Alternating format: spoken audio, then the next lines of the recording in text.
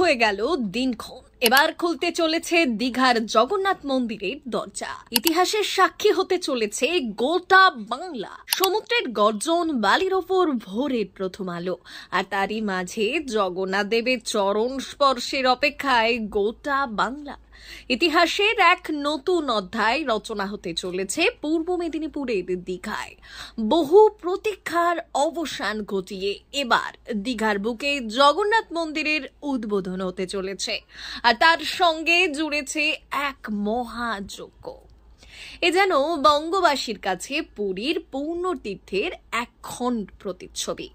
বহু বছর ধরে বাংলার মানুষের স্বপ্ন ছিল নিজের রাজ্যের ভগবান জগন্নাথ দেবের দর্শন পাওয়া, আর সেই স্বপ্ন এবার বাস্তব হতে চলেছে। 2025 সালের 29 এপ্রিল মহাযজ্ঞের মাধ্যমে হবে প্রাণ প্রতিষ্ঠা, আর 30 এপ্রিল খুলে যাবে মন্দিরের পবিত্র দরজা। মুখ্যমন্ত্রী মমতা বন্দ্যোপাধ্যায়ের ঘোষণার পর থেকেই উৎসাহে ফেটে পড়েছেন ভক্তরা। সমুদ্রের গর্জনের মাঝে এবার মুখরিত হবে জয় জগন্নাথ ধ্বনি। শুধু পর্যটন নয়, এবার দীঘা হয়ে উঠবে পবিত্র তীর্থভূমি। পুরীর জগন্নাথ মন্দিরের আদলে তৈরি এই মহামন্দির হবে বাংলার অন্যতম প্রধান তীর্থক্ষেত্র। বিশাল আয়তনের এই মন্দির তৈরি হয়েছে 22 একর জমির ওপর, যার নির্মাণ ব্যয় প্রায় 200 কোটি টাকা। এই মন্দিরের স্থাপত্য দেখে যে কেউ মুগ্ধ হতে বাধ্য। সাধারণত জগন্নাথ দেবের পুজো মানেই পুরী, কিন্তু এবার সেই ঐতিহ্য বাংলাতেও প্রবেশ করলো। শুধু গঠন শৈলী নয়, পুরীর মন্দিরের যাবতীয় রীতিনীতি মেনেই দীঘার মন্দিরেও হবে পুজো অর্চনা। এমনকি প্রতি বছর রথযাত্রার সময় যেমন পুরীতে সোনার ঝাঁটা দিয়ে রাস্তা পরিষ্কার করা হয়, দীঘার মন্দিরেও ঠিক সেই নিয়ম মেনেই পুজো হবে। মুখ্যমন্ত্রী নিজে ব্যক্তিগতভাবে এই সোনার ঝাঁটার জন্য 5 লক্ষ টাকা দান করেছেন। দীঘায় এখন শুধু এই সমুদ্র দর্শন নয়, এবার থেকে পর্যটকদের জন্য থাকছে জগন্নাথ মন্দির দর্শনের বিশেষ সুযোগও। ভক্তদের কথা মাথায় রেখে মন্দির চত্বরে তৈরি করা হচ্ছে আধুনিক বিশ্রামাগার, থাকবে প্রসাদ বিতরণের সুব্যবস্থা, এমনকি রাত যাপনের জন্য থাকছে বিশেষ অতিথিশালা। মুখ্যমন্ত্রী জানিয়েছেন, যেহেতু এই মন্দির রাজ্যের অন্যতম ধর্মীয় কেন্দ্র হয়ে উঠতে চলেছে, তাই পর্যটকদের সুবিধার জন্য বিশেষ ট্রেন বা বাস পরিষেবাও বাড়ানো হবে।